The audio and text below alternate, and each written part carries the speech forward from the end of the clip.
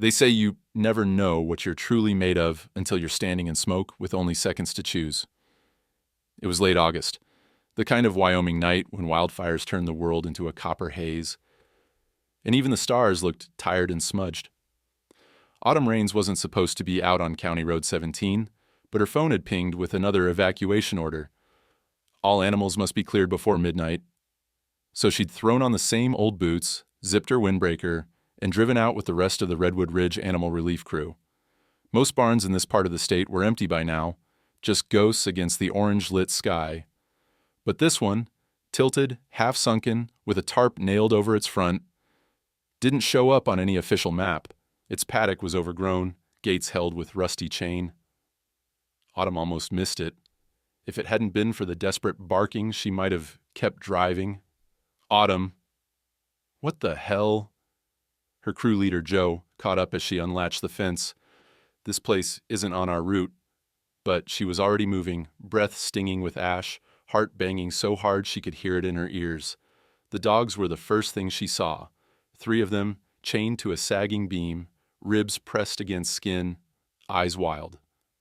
A wire cage of chickens teetered in a muddy corner, but it was the back of the barn, cloaked in shadow, where everything changed. There, behind a splintered stall door, stood a gray mare. Not just any mare, this one looked like something pulled from a storybook, her coat dusted with soot, her sides heaving. And next to her, half hidden by her body, lay another horse. A foal, so thin and still that for a split second Autumn thought it was already gone.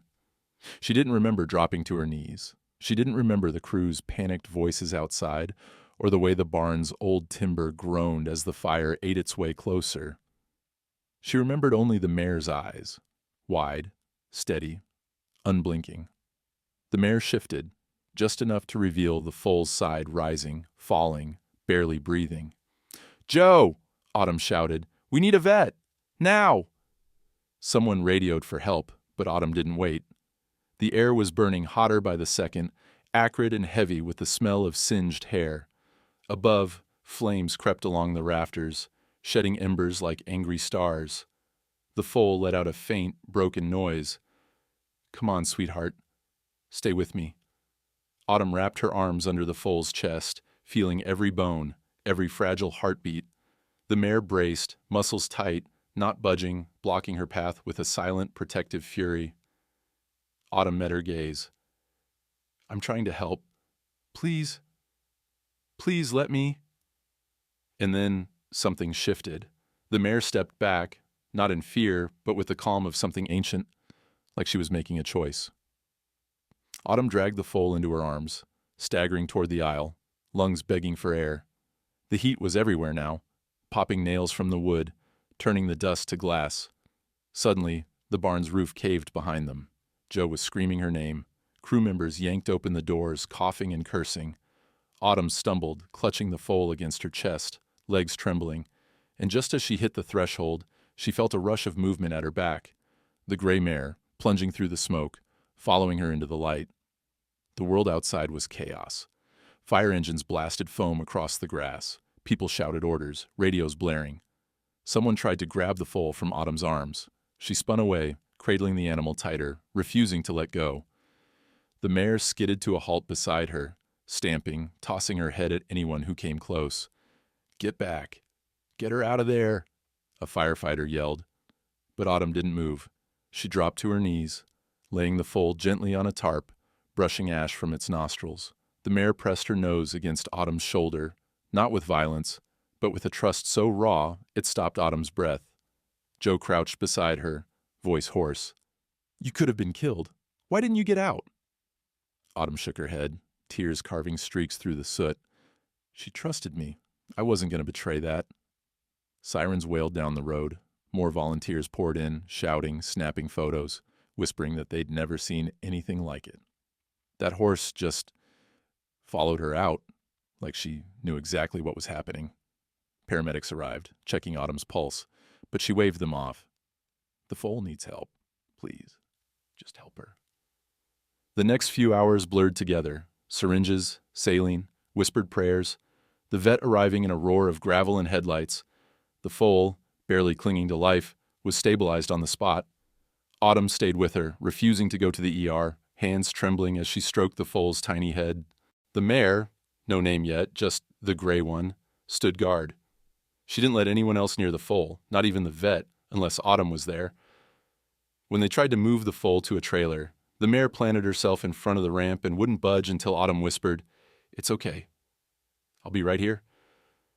Only then did the mare relent, stepping up beside them, her flanks streaked with ash but her eyes clear, fixed on Autumn. By dawn, the fire was under control. The barn was nothing but a smoldering ruin. Animal control took the dogs and chickens, but the mare and foal, now both under Autumn's watch, were loaded into the rescue van, bound for a makeshift shelter on the edge of town. Autumn looked back at the burned-out shell of the barn as the sun rose, feeling the weight of what had happened settle deep into her bones. She didn't know the mare's name, didn't know the foal's fate, but she knew, without question, that she'd do it all again. Some bonds are forged in fire. Some choices are made in moments that last forever. And sometimes, when the world is burning down, the only thing you can do is trust, and not betray it. News travels fast in Redwood Ridge, but rumors travel faster. By the next morning, Autumn Raines' phone wouldn't stop buzzing. She ignored the notifications, ignored the flashes of her name and subject lines. Miracle Rescue outside fire line. Wild Mustang walks through flames behind woman, all of it swirling around her as she crouched beside the battered gray mare and the foal, now named Dusty, inside the cramped shelter that had become their temporary home. The old hardware store on Main Street had been hastily converted for animal relief.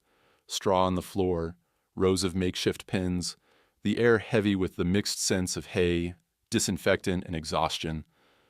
Autumn barely slept, spending the night curled on a sleeping bag just outside Dusty's pen, her hand always close to the foal's delicate head. She listened to the sounds of other animals, panting dogs, restless horses, a rooster crowing somewhere down the hall. But mostly she listened for the mare's quiet breathing. She'd started calling her Sierra for the streak of silver running through her mane. Sierra wouldn't let anyone except Autumn within 5 feet of Dusty. Not the vet, not the other volunteers, not even the local sheriff, who'd shown up at sunrise with a notebook and a furrowed brow. "Ma'am," he said gently, "folks are asking questions. There's a lot of attention on you right now. News vans coming up from Casper, film crews wanting interviews." Autumn shook her head, brushing a clump of dirt from Dusty's neck. "Not interested, just want her safe." The sheriff hesitated, glancing at the mare. Sierra stood perfectly still, her body angled protectively over the foal, eyes sharp as obsidian. "People are saying it's unnatural. That Mustangs don't act like this. Not with people." Autumn smiled faintly. "Guess nobody told her that." The sheriff scribbled a note and left, his boots echoing in the hallway. As the hours ticked by, the shelter filled with volunteers and strangers, some bringing donations, others just wanting to catch a glimpse of the legendary mare who had chosen a human. Autumn kept her focus on Dusty. The foal was fighting, shallow, ragged breaths, but more alert, ears flicking when Autumn spoke softly. Each time someone tried to get close, Sierra stamped a hoof, body rigid. The message was unmistakable. Only Autumn was welcome. A film crew arrived just after noon. They set up outside, their cameras pointed at the shelter's doors, hoping for a dramatic reunion shot. Autumn stayed inside, refusing to be filmed. She knew what they wanted, a teary confession, maybe a soundbite about heroism or fate. But none of that felt right. This wasn't a story about her. It was about the mare, about Dusty, about a moment when instinct and trust crossed a line no one could explain. A young volunteer named Quinn tried to coax Sierra with apples and a gentle voice. The mare ignored him, never moving more than a step from Dusty. "It's like she's imprinted on you," Quinn whispered to Autumn, a touch of awe in his voice. "I'm not her trainer," Autumn said, shaking her head. "I'm just the one she trusted, for whatever reason." The vet, a wiry, no-nonsense woman named Dr. Elise Hampton, leaned over the pen, her face a mask of concern. I've seen wild horses before, Autumn. They don't do this. She should be fighting us, not standing guard. It's almost like she's domesticated.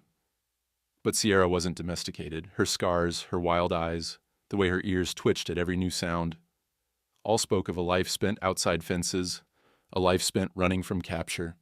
And yet, she watched Autumn, her head bowed low, breath coming out in slow, steady huffs. When Dusty stirred and whimpered, Sierra nuzzled her gently, then fixed her gaze on Autumn as if to say, "You too. You're part of this now." Word spread quickly. Mustang refuses all but one. Social media lit up with shaky cell phone footage of the rescue, the grainy image of the mare following Autumn through burning timbers, looping on every news station. Autumn's voicemail filled up. Texts poured in from friends she hadn't spoken to in years. "Is that really you? Are you okay?" Local kids scrawled notes and left them at the shelter's door. Someone taped a drawing of a gray horse with wings to the window, but none of that mattered to Autumn. The only thing that mattered was Dusty's shallow breaths growing steadier, the way Sierra's body relaxed, just a little, when Autumn was near. Autumn barely left their side, her own meals eaten from paper plates on the floor, her eyes rimmed with smoke and worry. At night, she refused to leave the shelter. She set up her sleeping bag outside their pen, arm draped over a pillow, staring up at the flickering fluorescent lights. Sierra stayed standing, unmoving, her shadow falling across both Autumn and Dusty, as if to shelter them from whatever might come next. It was during these long, quiet nights that Autumn began to write in her battered notebook. She scribbled notes on Dusty's breathing, sketched diagrams of Sierra's scars, but mostly she wrote about trust, how it was given, how it could be lost, how sometimes it appeared like a miracle in the unlikeliest places. She wrote, "She chose me, not because she had to, because she wanted to. That's different." On the second night, as rain tapped the shelter's tin roof, Autumn awoke to the sound of quiet movement. Sierra was standing over her, head lowered until their eyes met in the dim light. For a moment there was only silence, the kind that hums with meaning. Sierra's nostrils flared, Autumn held her breath. Then, slowly, the mare lowered her head, touching Autumn's shoulder with her nose, as if to say, "I see you. You're safe." Autumn didn't sleep the rest of the night. She watched as Sierra kept her vigil, never closing her eyes, always alert for danger. When Dusty whimpered, Sierra would nudge her gently, then glance at Autumn to make sure she was still there. By sunrise, the crowd outside the shelter had grown. News vans lined the street, neighbors brought coffee and muffins, strangers peered through the windows, but inside, it was just the three of them, a battered gray mare, a recovering foal, and the woman they'd chosen to trust. Dr. Hampton tried to convince Autumn to rest, but she refused. "Not until they're safe." Someone knocked on the door. "Autumn, the mayor's here, wants to see the horse." Autumn shook her head. "No press, no crowds, not today." Outside, the news cycle spun on. Interviews, headlines, hashtags. But inside the shelter, trust grew in quiet moments, in a mare's patient stare, in the trembling breath of a foal, in the resolve of a woman who wouldn't walk away. That morning, as the sky cleared and the world turned again, Autumn realized something profound. Sometimes you don't choose the story. Sometimes the story chooses you and asks only that you stay. Autumn Rains always thought of herself as practical. Her life was built on routines, morning coffee, work boots, laced just right, calls answered, lists checked. But nothing about her new reality with Sierra and Dusty felt practical. It felt wild, improvised, and strangely more honest than anything she'd ever known. The day after the rescue, Autumn made a decision she couldn't quite explain to herself or anyone else. She quit her job at the garden supply, didn't even give a 2-week notice. The manager sputtered on the phone, threatening to dock her pay, but Autumn didn't listen. She had work to do, real work, the kind that didn't fit into a schedule or pay stub. Her grandfather's ranch sat at the edge of town, down a stretch of cracked road lined with cottonwoods and old, creaking fences. The house was sagging, the fields overtaken by wild grass, the barn half swallowed by shadows. Autumn hadn't set foot there in years, not since the funeral.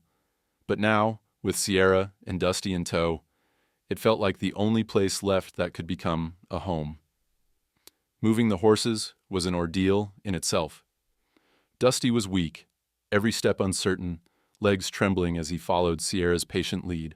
Sierra never left his side, never let anyone get too close, not even the kind-eyed vet, Dr. Hampton, who drove behind them in her battered pickup, keeping watch.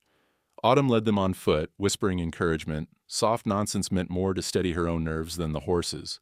When they finally arrived, the ranch felt like a haunted place. Echoes of her grandfather's laughter, the smell of sweet hay, the weight of every memory that still lived in the wood and dirt. But there was no time for nostalgia. Autumn set to work, cleaning out the barn, hauling wheelbarrow after wheelbarrow of old bedding, fixing the sagging fence rails, patching holes in the walls. She called in every favor she'd ever earned, wrangling volunteers with promises of cold beer and hot coffee. And always, Sierra watched her, head high, eyes solemn, as if she understood this new beginning was as much for her as for Autumn. It wasn't easy. Dusty's recovery was slow and sometimes frightening. He stumbled often, his breath short, ribs showing too clearly beneath a thin coat. Autumn slept most nights on a cot beside the stall, listening to the night sounds, crickets, wind, the distant call of coyotes, and the soft rhythmic breathing of Sierra and her foal. Some nights, Sierra would move close to the stall door, standing sentinel in the dark, her body between Autumn and the world. People came and went. Some brought feed, others tools or paint, a few just curious to see the miracle horses. But none of them could get near Sierra or Dusty. The moment a stranger's hand reached out, Sierra would step forward, ears back, body language sharp and clear. No closer. Only Autumn was allowed inside their circle. As Dusty grew stronger, Autumn began to notice the subtle ways Sierra communicated. It wasn't like the training manuals described. No clear cues, no clickers, no treats for tricks. Instead, there were small, profound gestures. When Dusty hesitated at the threshold of the barn, Sierra would nudge him gently with her nose, not pushing, just encouraging.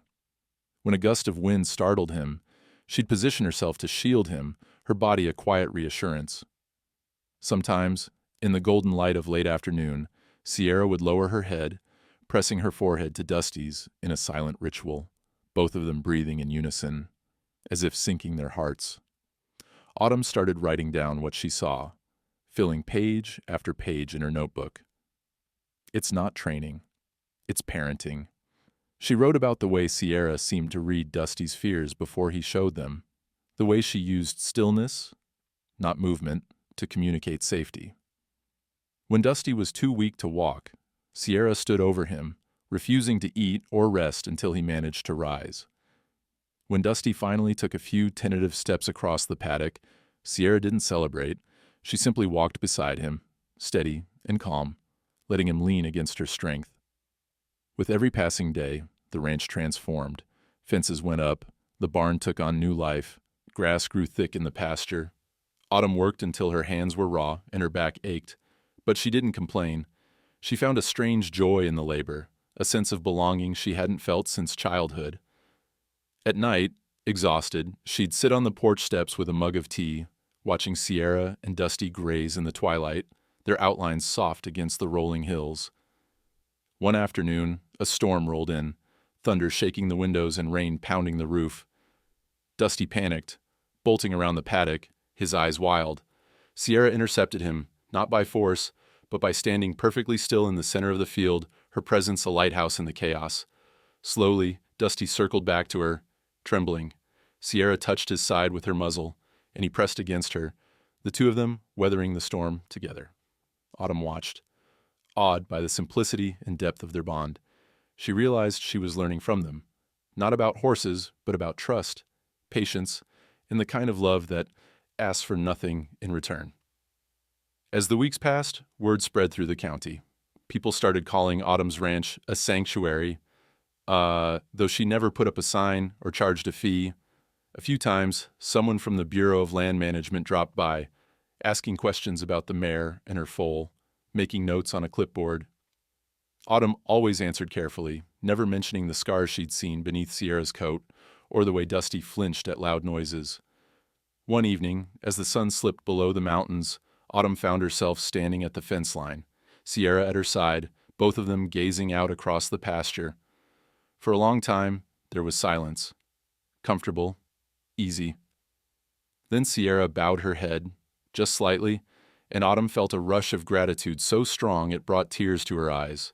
She understood then that this was something rare, a bond formed not through force, but through quiet witness and shared struggle. Sierra had chosen to trust her. Dusty had learned to walk again because someone had believed he could. And Autumn, for the first time in a long while, felt chosen too. Wyoming's autumn light could be deceptive, warm and honeyed by day, brittle as old glass by night. The days grew shorter on the ranch, shadows stretching longer across the fields, and autumn rains found herself falling into a rhythm that felt as old as the land itself. But beneath the steady flow of chores and gentle healing, she began to sense something deeper, a hidden story pressed into the dirt, waiting to be uncovered. It started with the scars. One lazy Sunday, as Autumn brushed the last bits of hay from Sierra's back, her fingers caught on something rough beneath the gray mare's coat. At first, she thought it was dried mud, but as she worked the tangles loose, she felt the raised, jagged lines, thin, parallel, and crisscrossing the mare's withers and flanks, scars. Old ones, some wide and puckered, others fine as a thread, almost invisible in the thick winter coat. Autumn's breath caught. She worked gently, careful not to flinch or let Sierra sense her worry. Beneath the silvery hair on the mare's neck, she found another mark.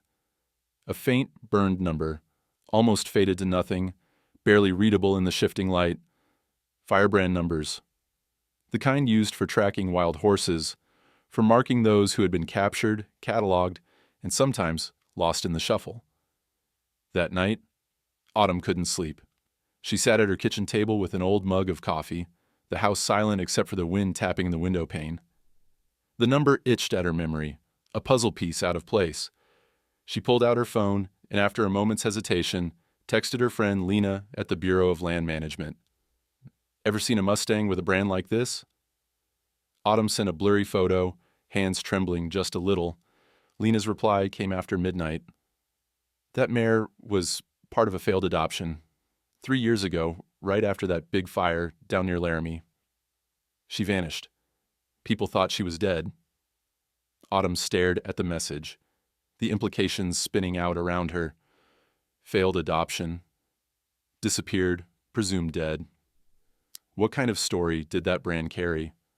What had Sierra endured in the years she'd been lost, out there on the range, fleeing from fences, fire, and humans who wanted to claim her? The next day, Lena called. Her voice was low, worried.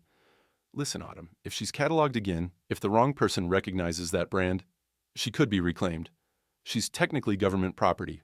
Whoever last filed on her, they might try to take her back." Autumn stared out the kitchen window, watching Sierra and Dusty grazing by the stream.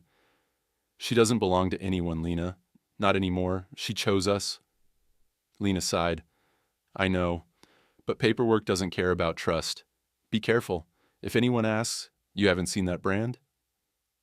Autumn promised to stay quiet, but the weight of the secret settled like a stone in her chest. She started watching the road at night, half expecting a government truck to rumble up the driveway, lights flashing, officials demanding proof of ownership, papers, explanations. She rehearsed her answers, practiced her calm. But what scared her most wasn't losing Sierra. It was the knowledge that trust could be broken with a single bureaucratic order, that all her hard work, all the love and patience could be swept away by someone with a clipboard. Despite her anxiety, life on the ranch went on. The small sanctuary began to draw attention, not just from the locals, but from people farther afield. Teachers brought students to see the wild mare who chose to stay. A local journalist wrote a column, careful to omit any identifying details, calling Autumn's place a haven for the broken and the brave.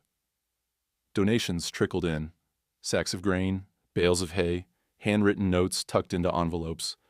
But for all the kindness, there were questions too. A neighbor, mentioned seeing a truck circling the property at dusk, its windows tinted. One afternoon, Autumn found the mailbox stuffed with pamphlets advertising equine auctions and private adoption services. She tossed them in the trash, jaw set. Sierra seemed to sense the tension. She became more protective of Dusty, more wary around strangers, her posture tense whenever a car pulled into the driveway. Even the friendly faces, Dr. Hampton, the regular volunteers, were met with cautious eyes and a body angled between Dusty and the world. Autumn tried to keep their days normal. Each morning, she mucked stalls and filled water troughs, talking to the horses as if they could answer.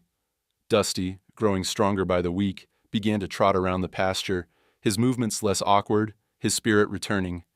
He nipped at Sierra's tail, darted through puddles, and even allowed Autumn to brush his coat without Sierra's intervention.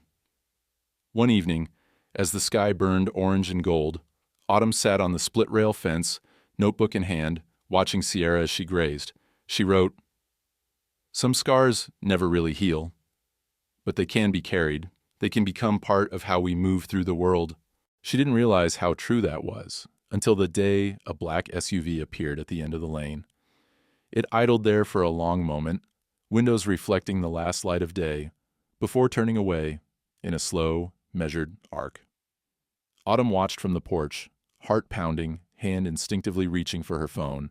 That night, she dreamt of fire, barns collapsing, hands reaching through smoke, a mare running wild beneath a burning sky. She woke with the memory of Sierra's eyes, bright and sharp, full of questions only trust could answer. In the following days, Autumn became more vigilant. She double-checked the gates each night, kept Dusty and Sierra close to the barn after dark, and stopped accepting visitors unless she recognized them. She worried her caution would undo the progress she'd made with Sierra, but the mare seemed to understand. She remained calm, her trust unwavering, as if she sensed Autumn's need to protect her, just as she had protected Dusty. And so, the secret lay between them, unspoken but ever present, a thread woven into every moment of safety and every flare of fear. The scars on Sierra's coat, the firebrand number, the weight of a history neither of them could escape, all part of a story still being written, one silent gesture at a time. Through it all, Autumn clung to hope. She hoped the world would let them be. She hoped trust would prove stronger than bureaucracy, that the bond between a woman and a wild horse could stand against the tides of paperwork and the cold hands of the past. Some days, she believed it. Other days, she simply carried on. Mucking stalls, patching fences, and finding solace in the silent language she shared with a mare, who, against all odds, had chosen to stay. Some nights settle gentle as snowfall, drawing a soft line between the world of dreams and the ache of living. Others arrive with a sharper edge. That night on the ranch, the darkness pressed in thick and restless, moon shrouded behind a veil of clouds, wind rising up in ghostly bursts. Autumn Rains, too tired to worry, let herself drift into a thin sleep on her cot in the barn office, the door left cracked so she could hear every shift and shuffle from the horses' stalls. She woke before dawn to silence, a silence too deep, too sudden. She sat up, heart stumbling into her throat. The soft, rhythmic snorts and gentle stomps she'd grown used to were gone. Even the old barn's groans had fallen away. Then came a high, wild whinny slicing through the night, urgent and terrified. Autumn was on her feet in an instant, boots half-laced, flashlight in hand. She rushed through the dark, tripping over a bucket, heart thundering as she reached the stalls. Dusty's stall was empty. The gate hung open, the latch jiggling in the breeze.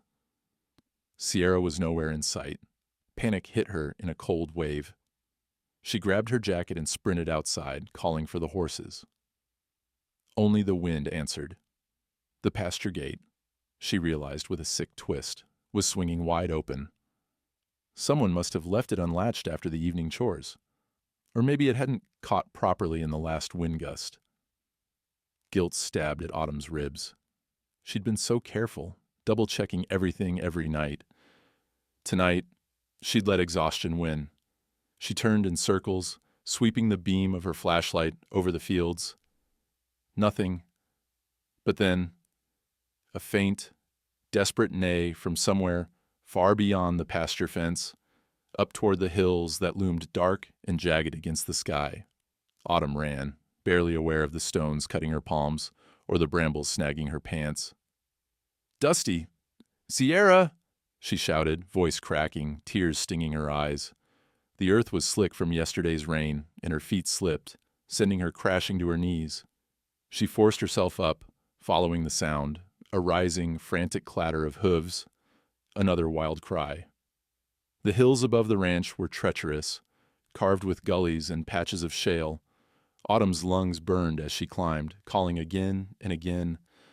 After what felt like hours, but couldn't have been more than 20 minutes, her flashlight beam caught a glimmer of gray on a rocky slope. Sierra. The mare stood just above a narrow outcrop, head tossing, body tense. As Autumn drew closer, she saw why. Dusty was trapped on a ledge a few feet below, his legs tucked beneath him, eyes wide with panic. The drop wasn't far, but it was too steep for the foal to climb back up on his own. He shivered, muscles quivering, each breath sharp and shallow. Sierra whinnied, stamping her hooves at the edge. She looked at Autumn, eyes wild with worry, then back at Dusty, as if pleading for help she could not give. Autumn's breath came ragged as she surveyed the slope. The path was narrow and crumbling, one wrong step away from disaster. But she couldn't stop to weigh the odds. She inched down, sliding on her stomach, feeling rocks scrape her arms. Dusty's ears flicked back, nostrils flaring. "Easy, buddy. I'm here," she whispered, her voice trembling. "I'm not leaving you."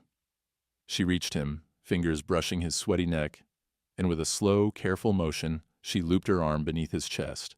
He was heavier than she expected, awkward and frightened, and her own legs threatened to buckle. She gritted her teeth, digging her boots into the loose dirt, lifting with every ounce of strength she had left. The world shrank to the sound of her own breathing, the hammering of her heart, and the terrified snorts of the foal.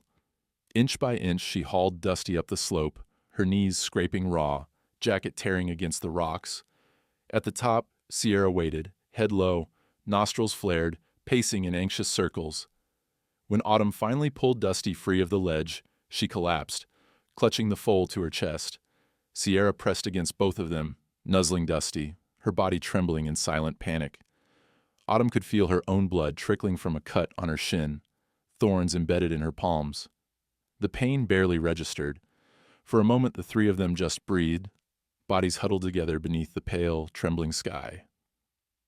Then, slowly, Sierra nickered, a soft, broken sound, and leaned her head against Autumn's shoulder. There were no tears, not the way humans cry, but Autumn could see something raw and shining in the mare's eyes. Grief, relief, the pure ache of love that has nearly lost its heart. She didn't speak. There was nothing to say. The walk home was long and halting. Autumn carried Dusty across the worst patches, her shoulders screaming, legs jelly beneath her. Sierra walked beside them every step, flanking Dusty, her body a shield. Not once did she bolt or try to flee. Not once did she let Autumn out of her sight. When they finally reached the ranch gate, the first hints of sunrise creased the sky, painting the fields in pale blue and gold. Back in the barn, Autumn collapsed onto the straw with Dusty, brushing mud from his coat, checking him for bruises and cuts. Sierra stood over them, as she had in the burning barn, refusing to rest until both were safe. Dusty shivered, but soon, under the warmth of Sierra's breath and Autumn's arms, his trembling eased. He let out a long, shuddering sigh and drifted off to sleep. Autumn sat back, exhaustion turning her bones to water. She looked up at Sierra, whose eyes met hers with an understanding that needed no words. For the first time, Autumn saw the mare's stoic strength break for a heartbeat, her eyes glassy with unshed tears, her breath catching in her throat. Sierra bent her head low, resting her nose against Dusty's mane, then against Autumn's arm. She didn't make a sound, but the message was clear. "Thank you. You brought him home." Later, as the sun climbed higher, Autumn cleaned their wounds and bandaged her own legs, grateful for the silence of morning and the way ordinary light brought everything back into focus. The ranch was safe. The horses were safe. For now, that was enough. News of the night's ordeal would spread, as all things did in Redwood Ridge. Some would whisper that Autumn had risked too much for an animal. Others that the wild mare had finally shown her true colors, crying, loving, loyal, in ways nobody could explain. But Autumn knew the truth lived in the silent moments, the touch of Sierra's head, the trust in Dusty's eyes, the bond that grew stronger every time it was tested. That morning, as she sat between the two horses, the wounds and weariness fading in the golden light, Autumn understood something she'd never put into words. Sometimes, the ones who seem the wildest are the ones who love the hardest. And sometimes, saving someone means letting them run, and being ready, always, to bring them home again. The hills of Redwood Ridge glimmered green in the after-rain light, and the world on Autumn Rains' ranch seemed to settle into a fragile peace. After Dusty's wild night, routines returned, stitched tighter than before. Autumn triple-checked every latch and gate at sundown. Sierra and Dusty stuck closer together, rarely venturing far from the barn. And Autumn found herself more protective too, her watchfulness honed sharp by the memory of what could have gone wrong. But peace in small towns has a way of drawing attention, and some eyes, Autumn knew, didn't see what she saw. Some were looking for something to regulate, to reclaim, or to control. It started with a car idling at the edge of the property for too long, windows rolled up, a camera lens glinting in the sun. Then came the phone calls, first polite, then persistent, asking about adoption papers, about that wild mare. Autumn fielded them with short, careful answers, but each time her chest grew tighter. One bright afternoon, the quiet was broken for good. Autumn heard the sound of a heavy truck rumbling up her gravel driveway, far too official to be just another curious neighbor.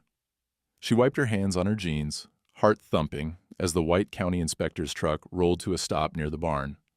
The man who climbed out wore pressed khakis and mirrored sunglasses. He moved with the quiet authority of someone used to people answering his questions. He stopped at the fence, clipboard tucked under his arm, and peered across the paddock at Sierra and Dusty. "Miss Rains?" he called, voice sharp but polite. Autumn nodded, stepping forward. "That's me." He flashed a badge, introduced himself as Inspector Bill Watkins, and explained his visit in clipped official tones. "We've received several reports about your horses, particularly the gray Mustang. Before we proceed, I'll need to see your papers. And proof of ownership for the foal as well." Autumn's stomach dropped. She steadied herself, doing her best to keep her voice even. "Sierra isn't adopted. She was rescued from the wildfire. Dusty, too. I've been caring for them ever since." The inspector scribbled a note, lips pressed in a hard line. "And yet, by law, all Mustangs are subject to federal jurisdiction. If she was branded, she's still considered property of the Bureau of Land Management. Without documentation, well, I'll have to report this up the chain. It's procedure." Sierra stood by the fence, Dusty at her side, her gaze fixed on the stranger. As the inspector stepped closer, clipboard raised, Sierra moved between him and Dusty, body tensed like a bowstring. She lowered her head, nostrils flaring, making herself a living wall. The inspector raised his eyebrows. "That's unusual. She's acting like you're her herd." Autumn swallowed. "She's not a possession. She chose to stay here. She chose us." He shrugged, unmoved. "Doesn't matter to the paperwork." He pulled out his phone, snapping photos of Sierra's brand, of Dusty's coat. Sierra stamped her hoof, eyes never leaving him. Dusty pressed closer to her side, ears laid back. Autumn felt her own anger surge, barely leashed by fear. "You don't understand. If you try to take her, she'll run again. She barely survived the last time." The inspector slid his sunglasses up, meeting Autumn's eyes. "Miss Rains, it's not personal. You seem like a good caretaker, but the rules are the rules." He nodded to the horses. "For their safety, and yours, I'll need to file a report. You may hear from federal agents in the next few days. Please don't interfere with any further inspection." Autumn's hands trembled. She wanted to shout, to demand he see the truth, the scars Sierra bore, the terror in Dusty's eyes at loud noises, the way Sierra trusted only her. But all she could do was nod, lips pressed tight. The The inspector turned, pausing only to snap a few final photos of the barn, the paddock, the battered sign that read, Rains Ranch. He climbed into his truck and drove away, gravel spitting under the tires. When the sound faded, Autumn turned back to Sierra and Dusty. The mare's whole body was still rigid, her eyes huge, ears tracking the last rumble of the truck. Autumn stepped forward, letting her voice soften. He's gone. It's okay. I won't let them take you. I promise. Sierra blinked, nostrils quivering, and then, slowly, she relaxed. She reached her muzzle toward Autumn's shoulder, letting out a long, shuddering sigh. Dusty finally exhaled too, nuzzling against Sierra's belly, seeking comfort. That night, Autumn barely slept. She replayed the conversation again and again, searching for what she could have done differently. Her notebook sat open on her lap, filled with scribbled worries about the brand, about the rules, about how easily the past could come back to claim what love had restored. She scrolled through old texts from Lena at the bureau, debating whether to warn her about the inspector. But the risks felt too high. She didn't want to draw more attention. Didn't want to tip her hand until she had to. By morning, word of the visit had already begun to spread. Volunteers called, asking if they should come by. One offered to organize a petition. Autumn thanked them all, but turned them away. For now, she needed quiet. She needed to think. But Sierra, as if sensing Autumn's turmoil, stayed closer than ever.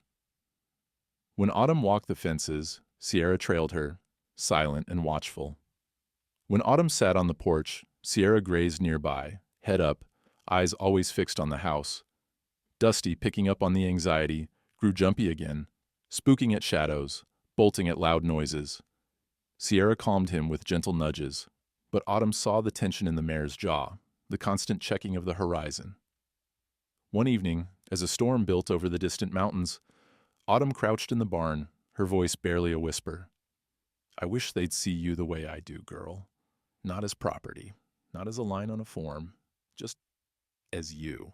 Sierra gazed back at her, eyes soft but clear, and for a long moment, Autumn felt the depth of the trust between them, a trust not born from ownership, but from shared survival. The threat of the inspector's report hung over everything, a storm not yet arrived, but impossible to ignore. And yet, as the wind rattled the barn and the first drops of rain spattered the roof, Autumn clung to a stubborn hope. Whatever came next, she would face it. She owed Sierra and Dusty that much.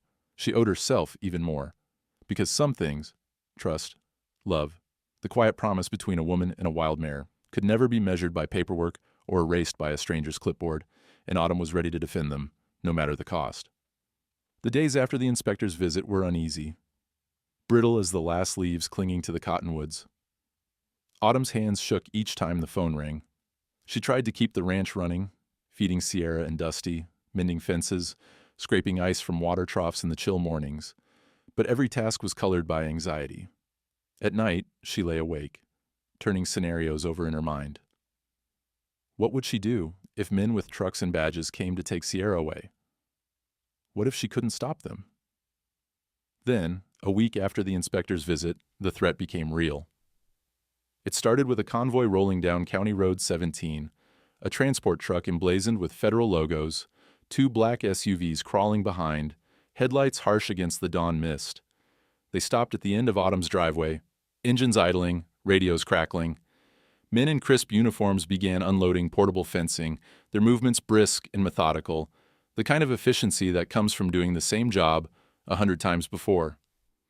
Autumn's heart raced as she watched from her kitchen window. She didn't have a plan, only instinct and a wave of fear she had to fight down.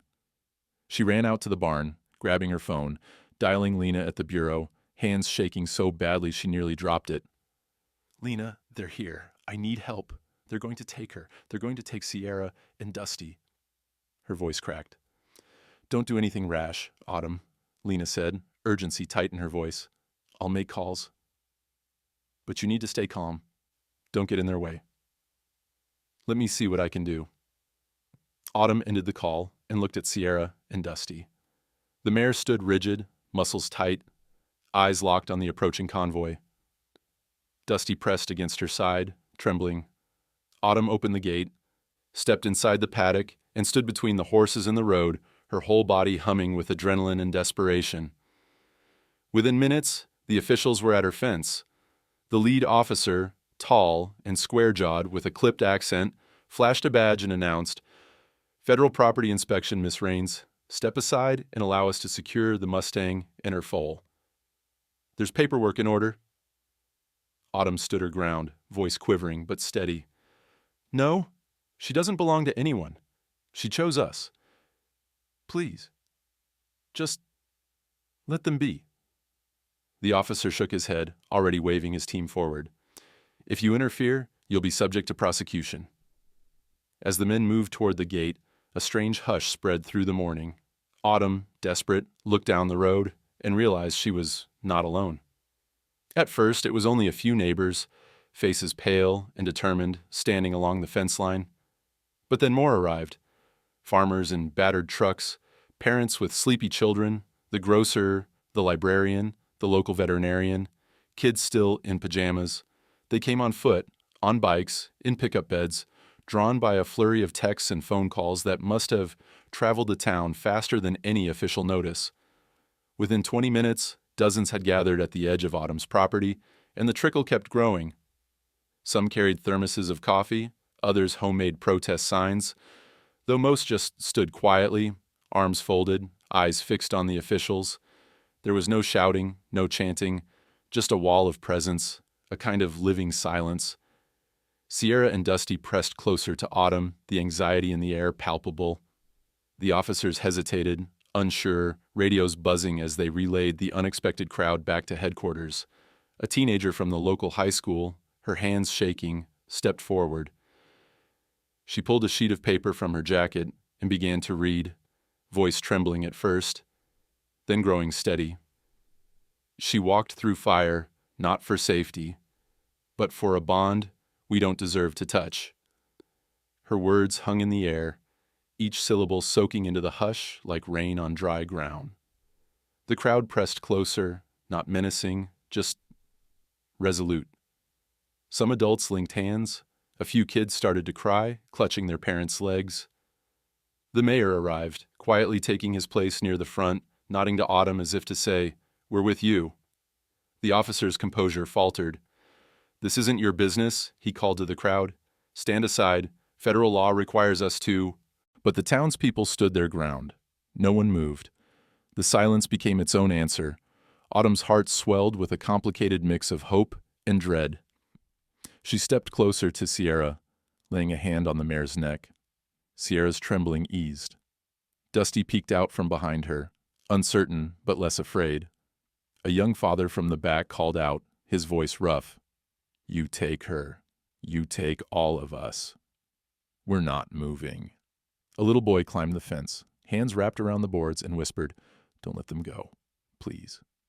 Inside the standoff, something shifted. The officers exchanged glances, tension leaking out of their rigid postures. The leader pulled out his phone, making a call, voice lowered. Meanwhile, Lena's car screeched up, tires spitting gravel. She ran to Autumn, eyes wide with fear and determination. "I called the state rep," Lena whispered urgently. "He's pushing back. You've got support, more than you know. They're watching this on the news right now." As if on cue, another convoy of cars appeared, local reporters, news vans, and even a handful of tourists who'd seen the viral footage online. Cameras turned, microphones extended. The lead officer's face grew stormy, realizing the simple retrieval had turned into a public relations nightmare. He stepped toward Autumn, voice lowered. "We'll be back. This isn't over." Autumn didn't answer. She didn't have to. The town had spoken for her. With a final glance at the crowd, now numbering in the hundreds, the officers packed up. The transport truck hissed, fencing was loaded back, and the vehicles turned, crawling back down the gravel road, away from the ranch, in the line that had been drawn. As the dust settled, the crowd erupted, not with cheers, but with a deep, collective sigh. Autumn wept, burying her face in Sierra's mane, relief and gratitude and exhaustion crashing over her in a single wave. Dusty nuzzled against her, safe once more. People lingered, hugging Autumn, brushing the horses' coats, sharing homemade bread and coffee. The teenager who'd read the poem slipped her a copy, blushing, and the mare squeezed Autumn's hand. Sierra stood tall in the paddock, eyes bright, ears flicking to the sound of laughter and tears mingling on the wind. For the first time, she seemed to understand she was part of something bigger, a herd beyond blood, built of kindness and stubbornness and the will to protect what matters most. That night, as stars pricked the velvet sky, Autumn sat on the porch, Sierra and Dusty grazing peacefully nearby. The line had been drawn, and for now, the world had stepped back. But Autumn knew the battle wasn't over. She also knew that, for the first time, she wasn't fighting alone. Some bonds, she realized, are forged in fire. Others, in the quiet, unspoken promise that we stand for each other, come what may. Spring in Wyoming is a fragile thing, trembling between frost and sunlight, the air sweet with the promise of green. On the ranch, peace had returned in the wake of the standoff. The threat of trucks and strangers faded, replaced by neighbors' laughter, children's curious visits, and the gentle thrum of daily chores. For the first time in months, Autumn let herself believe that Sierra and Dusty might truly belong, not just to her, but to the land, to the town, to the life they had built together from ashes. The days lengthened. Dusty grew tall and sturdy, his legs sure and graceful, the coltish awkwardness slowly vanishing as he raced the wind along the fence line. Sierra watched him with the quiet pride of a survivor, every muscle attuned to his movements, yet more relaxed, more at home than she had ever been before. Sometimes, in the golden hour before dusk, Sierra would graze near Autumn, letting the woman rest her hand against her warm flank. The bond between them had deepened. Words were never needed, only presence and trust, each day reinforcing the miracle of their unlikely family. As spring crept toward its end, the ranch pulsed with life. Wildflowers dotted the hills, the creek ran clear and cold, and every evening the frogs sang the world to sleep. School children came to visit, drawing pictures of the fire horses and leaving them tacked to the barn door. Volunteers planted a garden by the fence, naming it Sierra's Patch. The tension that had once haunted every corner of the property faded into a kind of reverent gratitude. Autumn found herself singing as she worked, hope and contentment finally making a home in her chest. But even in seasons of peace, change lingers at the edges. Sometimes it is gentle, a drifting cloud, the hush before rain. Sometimes it arrives in the space between breaths, so quiet you don't know it's there until it's already woven into the world. On the last day of spring, Autumn woke to silence. She blinked in the soft dawn light, confusion flickering through her as she realized what was missing. The low knickers, the stamp of hooves, the comforting shape of Sierra and Dusty just outside the kitchen window. She shrugged on her jacket and stepped into the chill morning air, expecting to see the horses grazing near the gate. The paddock was empty. Autumn's heart seized. She ran to the barn, calling out. No answer but the echo of her own voice. The gate stood open, swinging gently in the breeze. She checked the fence. No breaks, no gaps, nothing but a single strand of silver-gray hair caught on the weather vane, twisting and shining in the early sun. For a moment, Autumn was paralyzed by dread, the old fear clawing up her spine. Had someone come for them in the night? Had the inspectors returned, snatching Sierra and Dusty away while the world slept? She tore across the property, searching for tracks in the dew-wet grass, her breath ragged, her mind churning through every possibility. But there were no tire marks, no signs of a struggle, no broken boards or scuffed earth, nothing but that silver hair, glinting in the light, in the wide-open space where two horses had once belonged. Autumn sank to her knees in the center of the paddock, tears stinging her eyes. The ache of loss was sharp and sudden, tearing through her as she realized the truth. Sierra and Dusty had left on their own. There was no violence, no theft, only the quiet decision of wild things who knew when it was time to move on. The silence that followed was heavy, but not hopeless. Autumn closed her eyes and let the memories wash over her. The night of fire, the first trembling trust, the fierce standoffs, the long walks under moonlight, the gentle mornings spent side by side. Each moment shimmered, undiminished by absence. She wept, but her tears were threaded with something brighter: pride, gratitude, the bittersweet joy of having been chosen, even for a little while. Word spread quickly. By noon, friends and neighbors began arriving at the ranch, anxious and confused. What happened? Where did they go? Autumn tried to explain, her voice catching. They just left. There's nothing to fix, nothing to fear. They knew when it was time. Some wanted to search the hills to organize a rescue, but Autumn gently refused. If they want to be found, they'll come back. But I think this is their choice. Children cried, old-timers nodded, faces grave and understanding. Some creatures, the mayor said quietly, don't belong to fences. Maybe they were just passing through, reminding us what trust looks like. That afternoon, Autumn wandered the property, touching every gate, every rail, every patch of clover where Sierra and Dusty had lain. She found hoofprints pressed into the mud near the creek, leading away toward the wild hills, but no sign of struggle, only a steady, purposeful path. She smiled through her tears, picturing Sierra's proud head, Dusty trotting at her side, disappearing into the freedom they had always carried inside them. At sunset, as the sky flared with pink and gold, Autumn returned to the paddock. The silver hair still danced on the vein. She reached up and took it gently, twining it around her finger.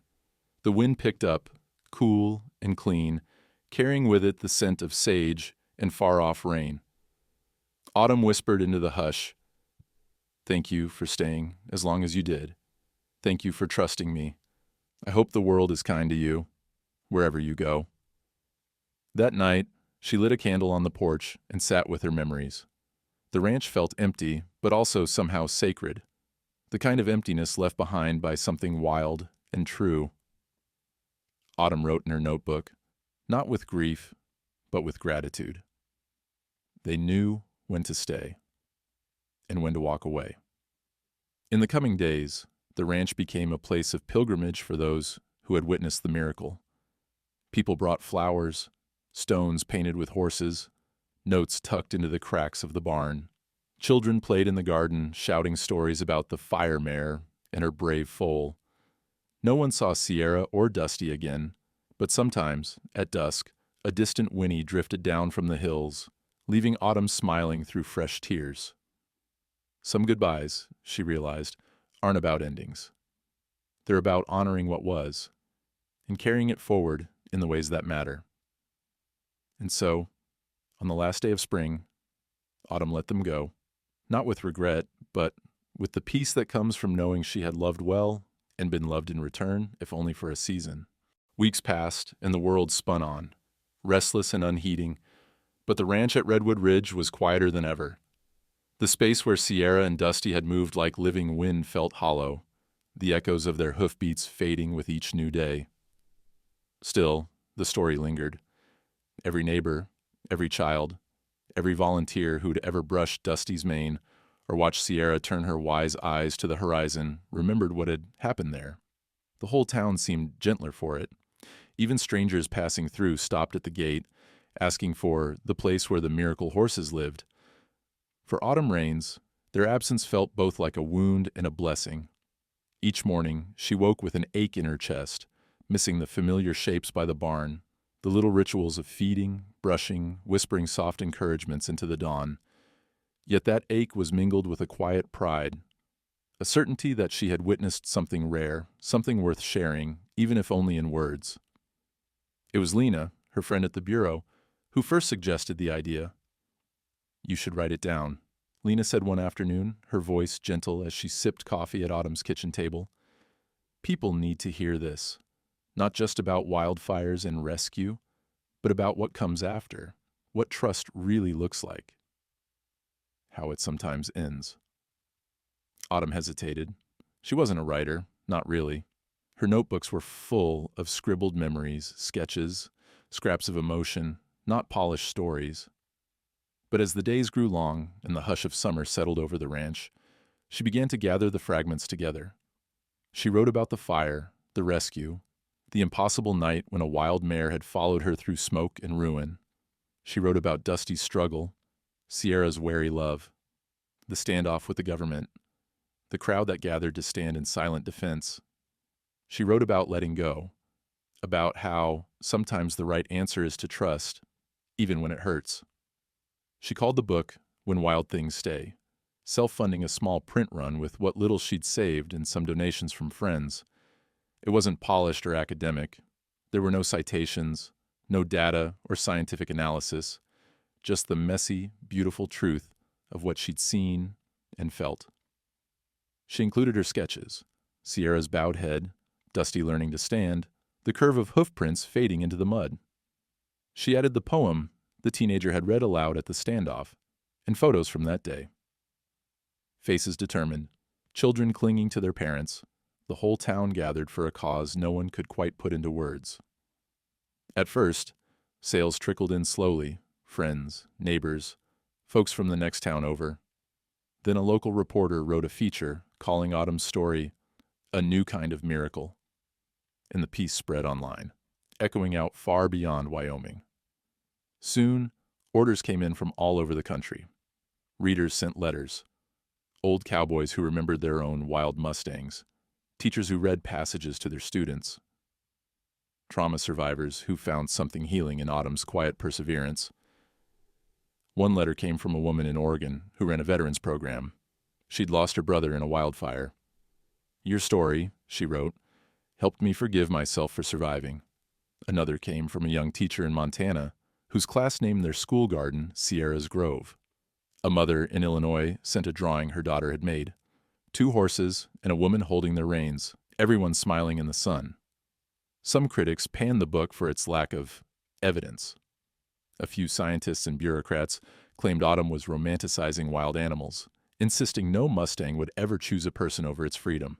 Some even accused her of making it all up, citing the lack of photos of the horses after their disappearance, no GPS collars, no proof.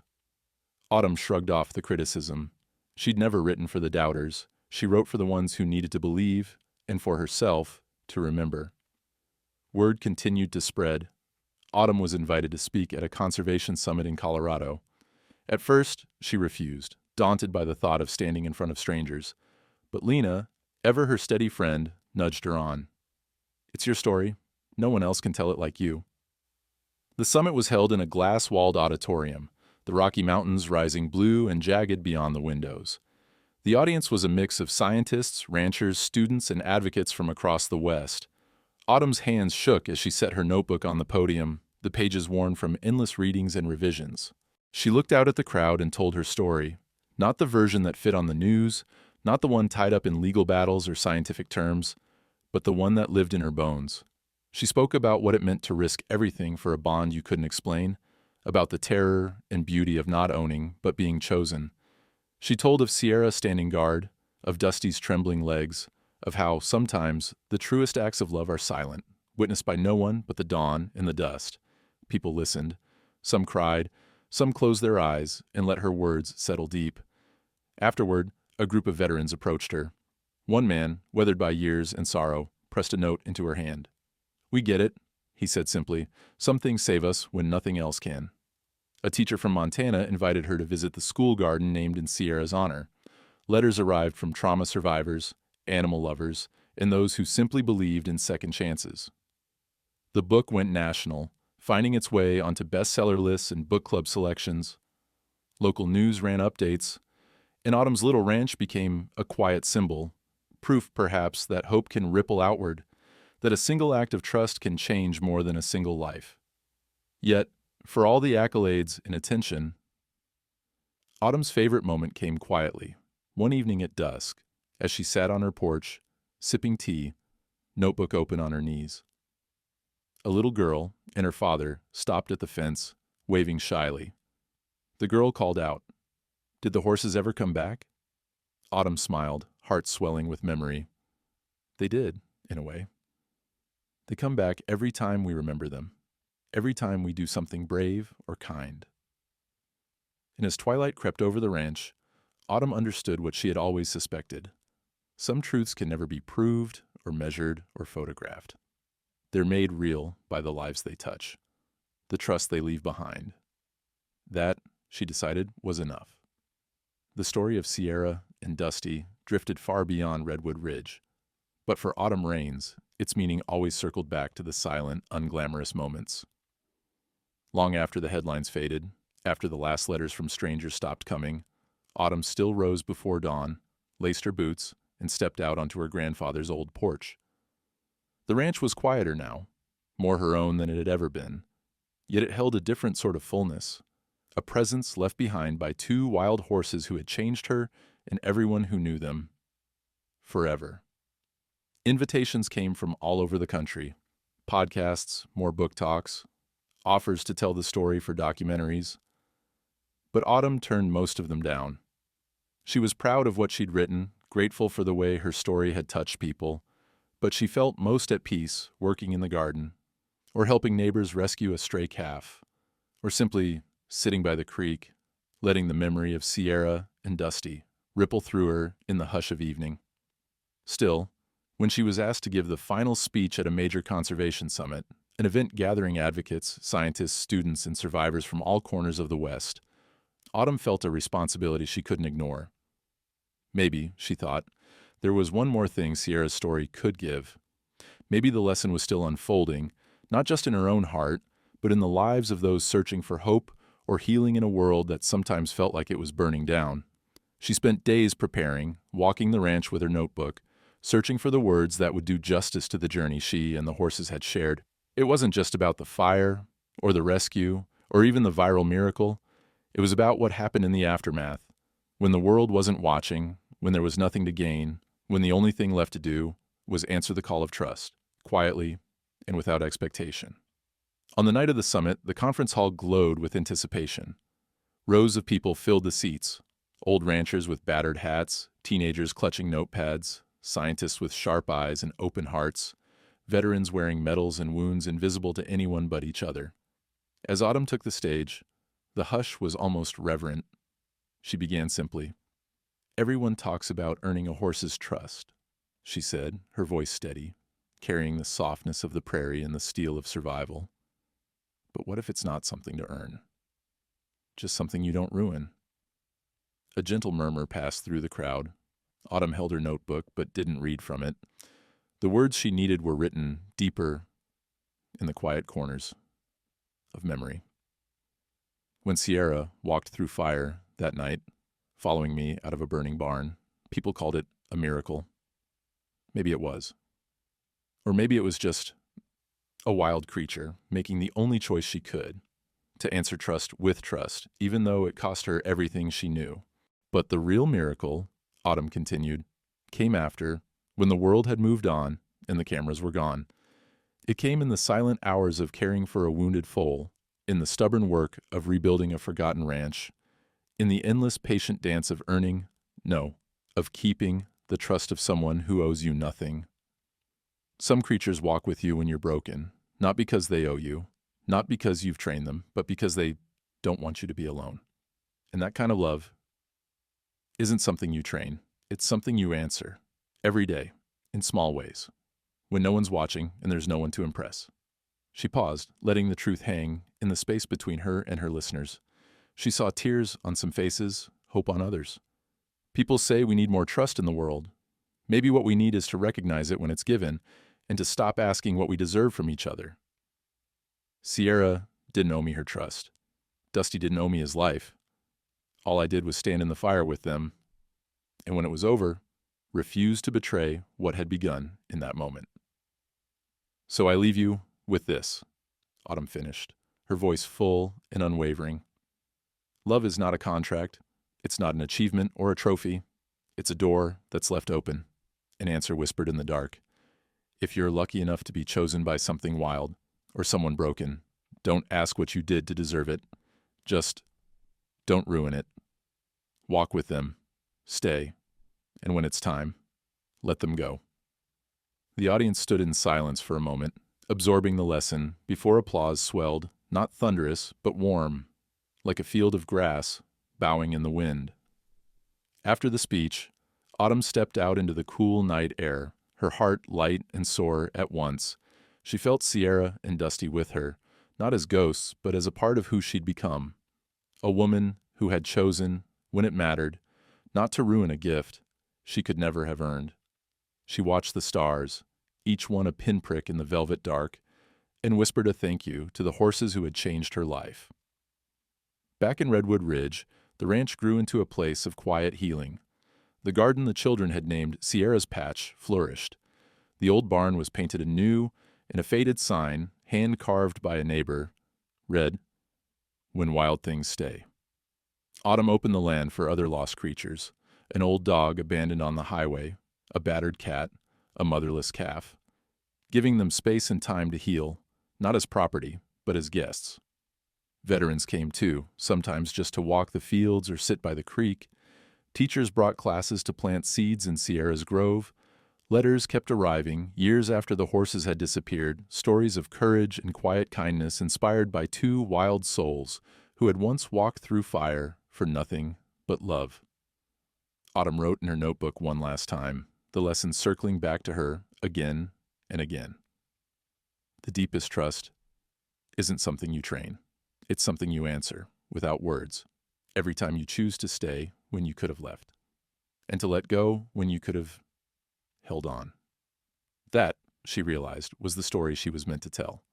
And as the sun set over the ranch, painting the fields gold, Autumn smiled, knowing that Sierra and Dusty's legacy wasn't just a memory, but a living promise in every act of trust, every quiet answer, every soul brave enough to stay.